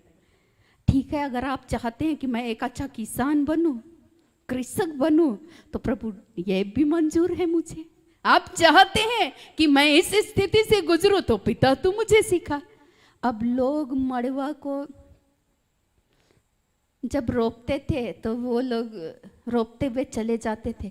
अब हम सोचने लगे इसमें कुछ बुद्धि लगाया जाए, प्रभु तुम मुझे बता। कुदाल से इस गड्ढा खोदते थे, उसमें थोड़ा सा खाद डालते थे, उसमें रोपते थे, और उसमें इतना ज़्यादा मड़वा होता था, लोग बोलते थे कैसी लड़की है। और सारे बच्चे, छोटे छोटे बच्चों का बटालियन था मेरा, वो लोग बोलते थे टोस्ट और चाय पिलाएगी दीदी, पक्का पिलाएगी, चल चलते हैं रोपने। शाम में एक स्कूल से आने के बाद 1-1.5 घंटे उन बच्चों के साथ मस्ती भी करते थे, काम भी करते थे, फल भी मिलता था, और वे बच्चे भी खुश, हम भी खुश। और फिर देखते थे उन पौधों को कि अच्छी अच्छी बालियां आई है। धान भी ऐसे ही करते थे। एक बार मुझे बहुत डांट मिला, बहुत गंदा, जब हाइब्रिड धान खेती करना स्टार्ट किए। हर जगह आपको परिश्रमी बनना होगा। उस समय उसको दूरी दूरी पर लगाना होता है। अब हम ऐसे लगा रहे थे, जो लोग पुराने जमाने के लोग, वो लोग मुझे खड़े होकर के दे डांटे, कहाँ से ये लड़की आई है, तुमको रोपा रोपने आता नहीं है। सब खड़े होकर मुझे लेक्चर सुना। हम बोले सुनिए ना, ये धान दूसरा प्रकार का है, इस बार पहली बार लगा रहे हैं। तो बोले कौन तुमको ऐसे सिखाया, इतना दूर दूर कौन लगाता है। हम बोले ठीक है, अभी कुछ मत बोलिए, आप लोग कुछ दिन के बाद देख लीजिएगा। जब वो धान का पौधा पूरा घना हो गया, तब लोग देखने, अच्छा मैया गलती हो गया, माफ कर देना। हम लोग तुमको खूब खरी खोटी सुनाए, पर हम अपना मेहनत जारी रखे, हमने बंद नहीं किया, और प्रभु ने आशीषित किया। एक एक पल को मुझे आज बेसिक चीज़ों को, मैं आज वचन पे तो जाऊंगी, लेकिन बेसिक बातों को पवित्र आत्मा मुझे स्मरण दिला रहे थे। देख मैंने तुम्हारी कैसे सहायता किया। हमको मन करता था कभी कभी हम भी खा पी के खेले, चैन से पूरा सोए, लगता था नहीं उठे, लेकिन तो अगले दिन का फिर वो सताता था, कैसे होगा, हम तो सो जाएंगे, बाकी का क्या होगा। मन करता था कभी कभी भोजन नहीं बनाए, फिर बोलते थे बना और तू खिला, तुम आने वाले दिनों में तुम भी खाओगी सुख से। हम बोलते थे ठीक है प्रभु, वो दिन कब आएगा।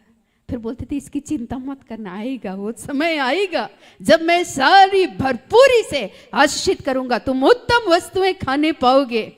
मैं बोलती थी कितने अच्छे से लोग रोटी चावल, चिकन चावल खा रहे होंगे, रूखी सूखी खा रहे। फिर बोलते थे सब भरपूरी से मिलेगा। हम बोलते देख प्रभु, ये लोग चोरी भी कर लेते, सब मेहनत करते हैं, सब में पानी फिर जाता है। हम बोलते करे क्या, तो बोलते थे तुम अपना काम करो।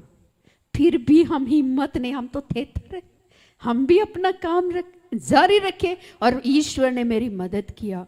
और प्रभु ने सचमुच में, प्रभु का वचन आज लिखता है, परंतु कामकाजी हष्ट पुष्ट हो जाते हैं। जब आप मेहनत करेंगे, परिश्रम करेंगे, प्रभु आपके जीवन में ईश्वर आशीषित करेंगे। उसी को लिखता है, आप लोग वचन में बहुत सारे वचनों को आप पढ़ सकते हैं। नीति वचन 16:26 में लिखता है, परिश्रमी की लालसा उसके लिए परिश्रम कराती है। जो इंसान परिश्रमी है, मेहनत करने वाला है, ईश्वर बोल रहे हैं उसके लिए परिश्रम कराती है। ईश्वर आपको करा लेंगे, आप शांत रह नहीं सकते हैं, क्योंकि उस गुण को परमेश्वर ने आपके अंदर में डाल रखा है। ईश्वर आपको देने वाला बनाना चाहते हैं, तो ईश्वर आपको मेहनती भी तो बनाएंगे ना। ईश्वर बोले मैं करा लूंगा। जब परिश्रमी है, मैं बोली ना कि मुझको फिर लगता था अच्छा पक्का हम भी 8 बजे उठेंगे। लोग कैसे 8 बजे उठते हैं, पर होता ही नहीं था।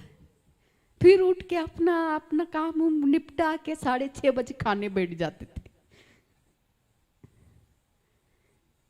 वो सोने भी नहीं देते, अपना समय में ईश्वर जगा ही देते थे, फिर अपना काम करा ही लेते थे। आज मैं वचन को पढ़ रही थी तो मैं बोली अच्छा ये सब प्रभु का लीला है। ईश्वर बोल रहे परिश्रमी की लालसा उनकी जो चाहत है उसके लिए परिश्रम कराते, उसको आपसे ईश्वर मेहनत करा लेंगे। आपको बैठे रहने बोलिए। आज मुझको कई बार भाई बोलते चुपचाप बैठिए, और बोलते चुपचाप बैठिए, बहाना लगा कि इधर से उधर से हम भाग जाते हैं। फिर लगता है अच्छा ये भी काम कर लेते, ये भी कर लेते हैं। अरे बच्चा लोग कर लेगा ना, आप बैठिए चुपचाप। कीड़ा है वो, शांत रहा नहीं जाता है। क्योंकि ईश्वर आपसे वो काम करा लेंगे। तो मैं कहना ये चाहती हूँ, ईश्वर नीति वचन 6:6 में लिखता है, हे आलसी तुम चींटी से सीखो। आज आप सभी आलसी ना बने। पौलुस भी इसी बातों को चिता रहे थे। आप अगर सेवक हैं तो सेवकाई के प्रति आपकी जो जिम्मेदारियां हैं उस जिम्मेदारियों को निभाएं। आज जब मैं कई बार प्रभु के दास भाई के जीवन को मैं सोचती हूँ, एक वैवाहिक जीवन, एक पारिवारिक जीवन को जीते हैं। यहाँ भी सुबह से निकलते हैं, यहाँ भी काम करते हैं, फिर रात में परिवार के प्रति उनकी जिम्मेदारी। मैं बोलती प्रभु अगला काम करने के लिए आपको अभिषेक दे, शक्ति दे, सामर्थ्य दे। मैं ऐसे ही बोलती हूँ उनको। कल मिलेंगे फिर सुबह। कितनी कठिन स्थितियां हैं, उस बीच में आपको जाग करके माता पिता पत्नी बच्चे के प्रति जिम्मेदारियां हैं, ऊपर से आपके रिलेटिव हैं, आपके सगे संबंधी हैं, उनके बीच में भी आपको एक मनुष्य सामाजिक प्राणी है। आपको वहां भी आपको निभाना होगा, वहां भी प्रेम दिखाना होगा। मैं बोलती थी प्रभु ही आपको वो अभिषेक दे। मैं बोलती प्रभु धन्यवाद। जब मैं देखती हूँ कि आज परिवार में पति पत्नी आपस में लड़ रहे होते हैं तो मैं सुबह सुबह बोलती प्रभु धन्यवाद, आप प्लीज हमको बचा लिए। ऊपर से उधर मेहनत, फिर रात को मेहनत, फिर नहीं मेहनत नहीं करने से पति पत्नी मेरे बगल में रहते हैं और हमेशा लड़ते रहते हैं। रात को मैं चीख और पुकार मैं सुनती हूँ, मैं प्रार्थना करती उठ के, हे प्रभु इनको, इनके लड़ाई झगड़े को तू अपने नियंत्रण। वो बोलती हम प्याज लाने बोले थे क्यों नहीं लाए, आपको हम साफ सफाई करने बोले थे क्यों साफ सफाई नहीं किए। आप अपना काम बाहर का करते, घर का काम कौन करे, घर में भी कीजिए। अब हम सोचते अच्छा ये प्रभु प्लीज हमको बचा लिए। हम बोलते बाकी जिनको जिनको जो भी जिम्मेदारी दिए हैं प्रभु पारिवारिक जीवन को जीने के लिए, प्रभु उनकी भी सहायता करना, उनको भी मेहनती बना, उन्हें भी परिश्रमी बना। बोलती हम केवल बच्चे को पढ़ाएंगे, आप नहीं पढ़ा सकते हैं। हम केवल उनका डायपर चेंज करेंगे, आप चेंज नहीं कर सकते। हम केवल कपड़ा सुखाए, आप नहीं कर सकते हैं। हम केवल डस्टिंग का काम करेंगे, आप नहीं कर सकते हैं। देखलेस, क्योंकि वो क्या है, आलसी। आलसी जिसके अंदर में प्रेम नहीं है वो क्या करता है, अपेक्षा करता है। और जो प्रेम है वो दूसरे से अपेक्षा नहीं करता है। जो परिश्रमी है वो अपने काम को अच्छी तरह से करते हैं। इसीलिए यीशु मसीह अपने कार्यों को पूर्ण ईमानदारी के साथ किए और हमारे लिए एक आदर्श यीशु मसीह जीवन को जी करके गए। अपनी माता के प्रति उसने अपने जिम्मेदारियों को निभाए। और आज मैं आप सबों से यही कहना चाहूँगा, वचन तो बहुत सारी है लेकिन जीवन भर चूंकि यही काम करना है, आगे भी हम लोग चर्चा करेंगे। ईश्वर आज कह रहे हैं कि हम सभी परिश्रमी बने। पौलुस इसी बातों को अपने सहयोगियों को समझा रहे हैं कि आपको फिर भी परिश्रम करना है। बहुत सारी चुनौतियां आएंगी लेकिन परिश्रम करते करते हमें थकना नहीं है। आपको ईश्वर जब आप करने लगेंगे, नया बल, नई शक्ति, नया सामर्थ, नया अभिषेक से भरेंगे। आपको ईश्वर दूसरे से लेने वाले नहीं, आपको ईश्वर देने वाले बनाएंगे। आज परमेश्वर को धन्यवाद हो। प्रभु चूंकि सबका चुनाव अलग अलग तरीके से करते हैं, तो जिनके जीवन में जिस रूप से भी प्रभु ने आपको चुना है, आप जहां हैं अपने कर्तव्यों का निर्वहन अच्छी तरह से करें। आप आलसी ना बने। प्रभु आप सबों के जीवन को बहुत आयत से आशीषित करे। आइए आज के एक एक वचनों के द्वारा प्रभु यीशु मसीह हम सबों को आशीष दे। आमीन।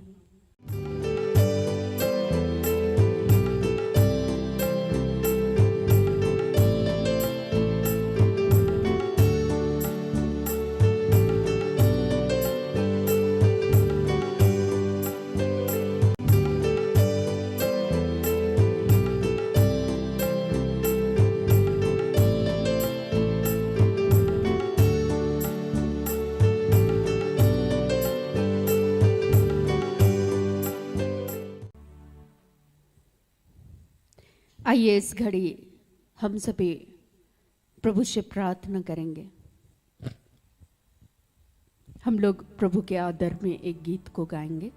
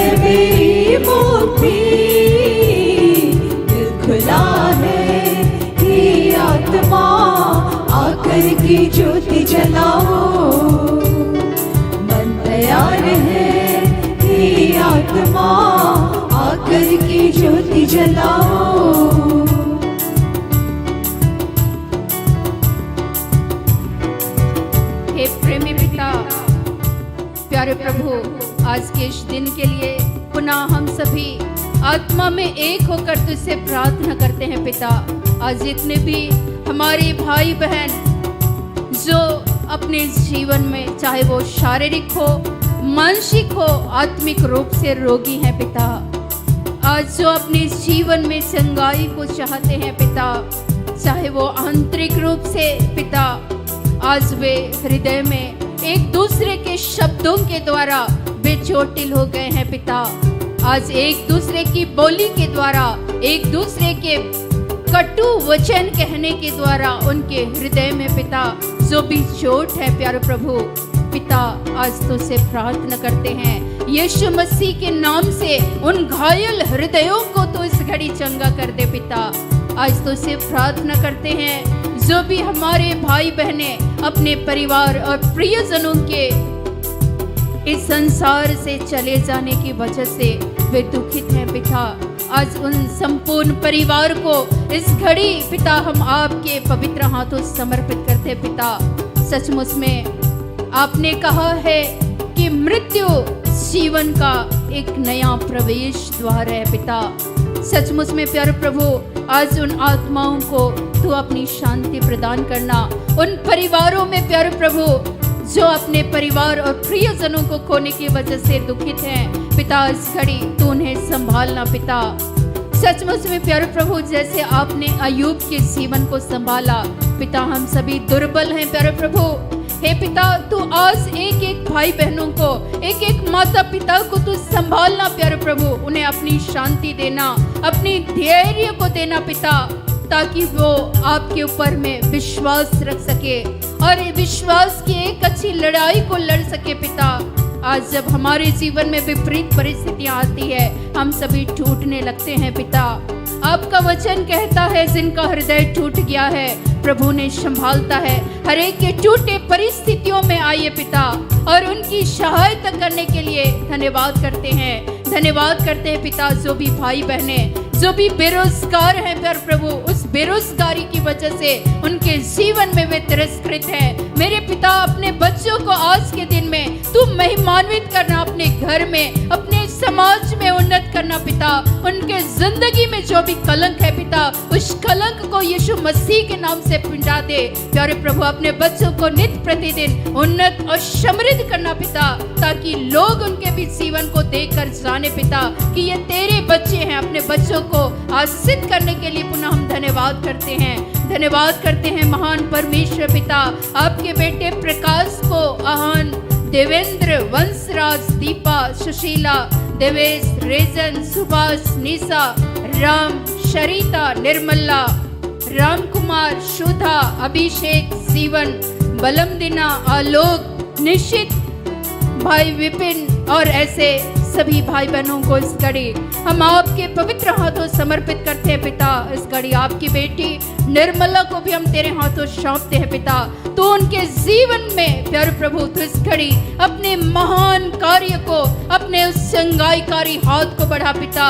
जितने भी कैंसर के रोगी हैं, टीबी के रोगी हैं, गले में इन्फेक्शन है पिता, सर्दी जुकाम है, उल्टी है, सर दर्द है, किडनी की समस्याएं हैं पिता, जो भी पीसीओडी से ग्रसित है, जितने भी पीरियड की समस्या से जूझ रहे हैं पिता, आज उन तमाम भाई बहनों को हम तेरे पवित्र हाथों समर्पित करते हैं। जो तरह तरह से रोगी हैं पिता, जितने भी ब्रेन हेमरेज हो चुके हैं पिता, हम आपकी बेटी जस्मीन को भी तेरे हाथों सौंपते हैं। जिनकी हड्डियां टूट गई है, जितने कोमा में है, आईसीयू में है, वेंटिलेशन में है पिता, तू आज इस घड़ी यीशु मसीह के नाम से पिता, जैसे आपने उन रोगियों पर हाथ बढ़ाया और वे रोगी यीशु के नाम से चंगे हो गए पिता, इसी घड़ी अपने चंगाईकारी हाथ को बढ़ा, उन अंगों को छू ले पिता जो सही तरीके से कार्य नहीं करते हैं। यीशु मसीह के नाम से अनेक रोगी इस घड़ी चंगे हो रहे पिता।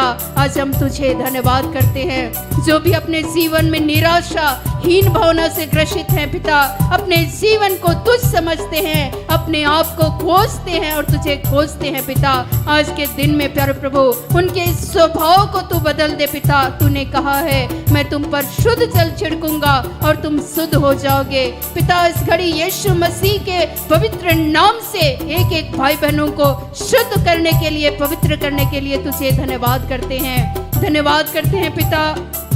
जो भी बच्चे पढ़ने वाले हैं, एग्जाम दे रहे हैं पिता, उन सबों को अपने ज्ञान, बुद्धि और विवेक की आत्मा को देना तेरे अनुग्रह के द्वारा पिता। उनके जीवन को, उनके एग्जाम में तूने उन्हें अच्छी सफलता को दिया है पिता। आज धन्यवाद करते हैं। जो भी बच्चे कमजोर हैं पिता, जो पढ़ नहीं पाते हैं, जिनकी स्मरण शक्ति कमजोर है पिता, उन बच्चों को प्यारे प्रभु जैसे पौलुस कहते हैं, जो मुझे बल प्रदान करते हैं, उनकी सहायता से मैं सब कुछ कर सकता हूँ पिता। अपने बल, अपनी शक्ति, अपनी सामर्थ्य की आत्मा को उंडेलना पिता। आज हम धन्यवाद करते हैं, धन्यवाद करते हैं पिता। इस घड़ी तुझसे प्रार्थना करते हैं पर प्रभु, जितने भी नशा पान के आदी हैं पिता, इस नशे की वजह से कई परिवार उजड़ चुके हैं मेरे पिता। आज यीशु मसीह के नाम से इस बंधन से भी प्यारे प्रभु सिर्फ और सिर्फ आप आजाद करने वाले हैं। उन सबों के मन में ऐसा भय उत्पन्न करा पिता कि वे जीवन भर कभी तुझसे अलग होने ना पाए।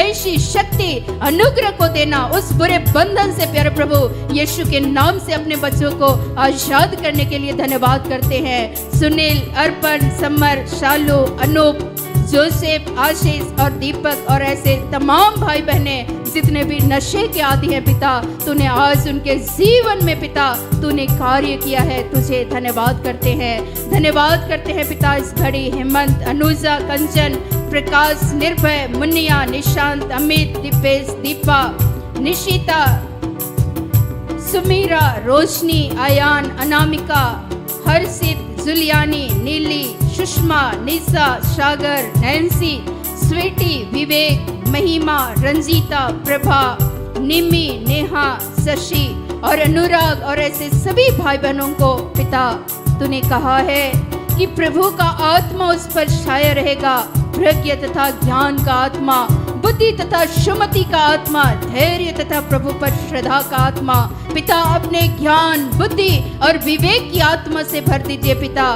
तेरे अनुग्रह के द्वारा ये अच्छी नौकरी को प्राप्त कर सके, अपने जीवन में अच्छी सफलता को प्राप्त करे पिता। तूने आज उनके जीवन को आशीषित किया है पिता, धन्यवाद करते हैं। धन्यवाद करते हैं पिता, जितने भी तेरे आत्मा के भूखे और प्यासे हैं पर प्रभु, आज पिता पुत्र पवित्र आत्मा के नाम पर पिता तूने कहा है अंत के दिनों में अब मैं अपने तमाम शरीरधारियों पर अपनी आत्मा को उंडेलूंगा। पिता पुत्र पवित्र आत्मा के नाम पर तू अपने अभिषेक को उंडेलना पिता। पवित्र आत्मा को इस घड़ी उस अग्नि को देना पिता, ताकि उनके जिंदगी की हर एक बुराइयां यीशु के नाम से वे भस्म हो जाए और उन्हें एक नया जीवन को देने के लिए तुझे धन्यवाद करते हैं। धन्यवाद करते हैं तेरे आत्मा के फलों से, दानों से अपने अभिषेक से भरने के लिए धन्यवाद करते हैं। हर एक के विश्वास को बढ़ाना, अपने चिन्ह चमत्कार, अपने चंगाई, अपने भविष्यवाणी, अपने दान और वरदानों से भर दे पिता।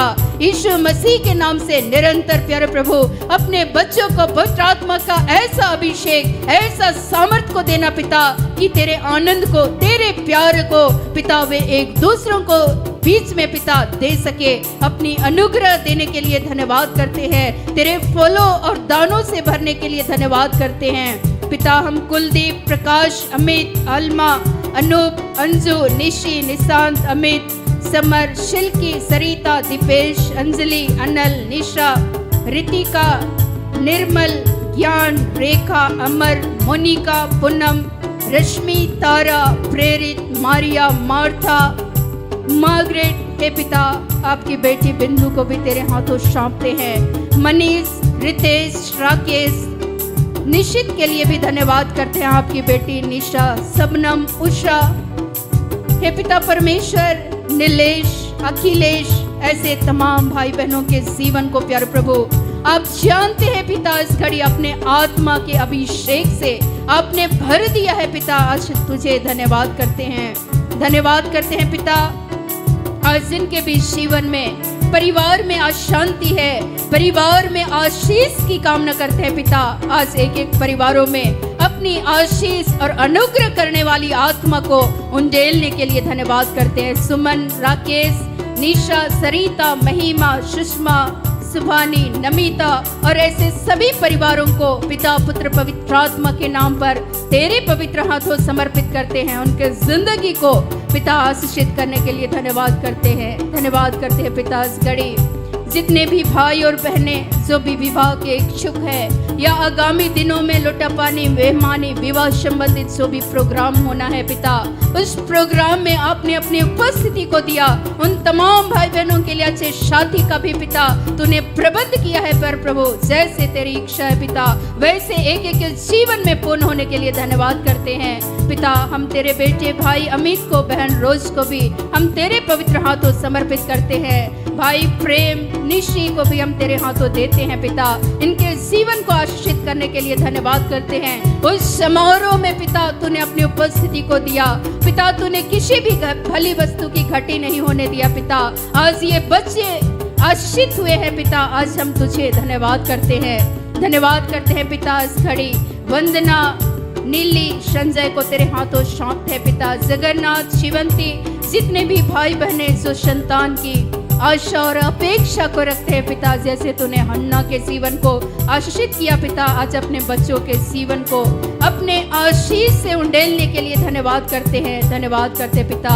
जितने भी कर्ज से जूझ रहे हैं, आर्थिक समस्याओं का सामना कर रहे हैं, जिनके लिए रहने को छत नहीं है, खाने को भोजन नहीं है, तन ढकने को वस्त्र नहीं है पिता, तू आज उनकी हर एक आवश्यकताओं को अपने आकाश रूपी उत्तम भंडार को खोल कर पिता तूने बहुतायत से आशीषित किया है पिता। तू अपने बच्चों के जिंदगी में प्यारे प्रभु इसलिए इस संसार में आए ताकि हम हर एक श्राप से, हर कर्ज से, हर एक बंधनों से हम सभी आजाद किए जाएं पिता। तूने आज सारी भरपूरी से एक एक जीवन को आपने आशीषित किया है पिता, तुझे धन्यवाद करते हैं। निरंतर अपने बच्चों को आपसे प्रेम करने वाली आत्मा को देना, आज्ञाकारी बना पिता, और जो भी बातें तुझसे अलग करना चाहती है यीशु के नाम से हमेशा के लिए दूर करना पिता।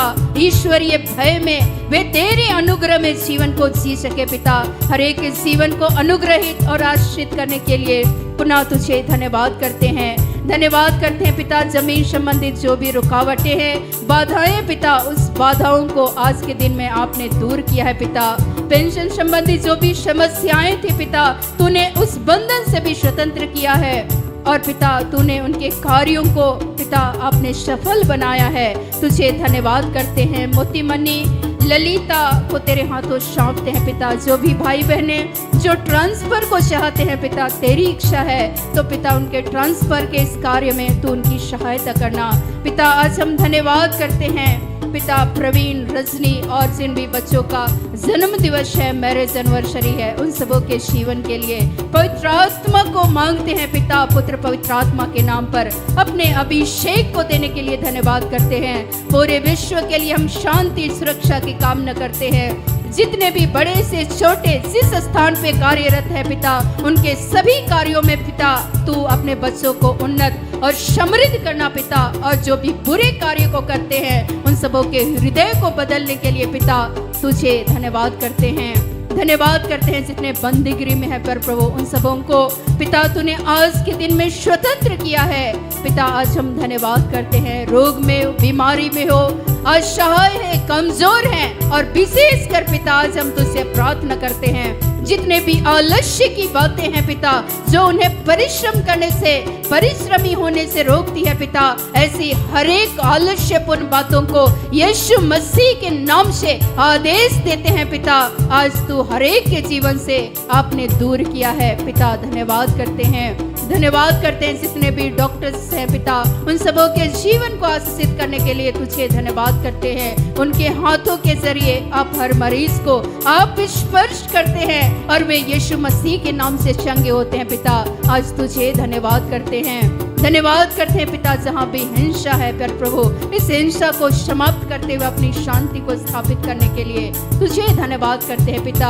आज जिन भी बच्चों की जो भी आवश्यकता है पिता, तूने सारी आवश्यकताओं को पिता तू तो हमारे पुकारने के पूर्व ही जानते हैं। आपने और आमीन के साथ पिता जिनकी जो भी आवश्यकताएं थी आपने पूर्ण किया है पिता। आज हम धन्यवाद करते हुए पुनः सारी महिमा आपको देते हुए इस प्रार्थना को प्रभु यीशु मसीह के नाम से मांगते हैं। दया से सुनिए और ग्रहण कीजिए। आमीन। सबों को प्रार्थना योद्धा परिवार की ओर से पुनः प्रेज द लॉर्ड, जय यीशु, यीशु सहाय और गुड नाइट।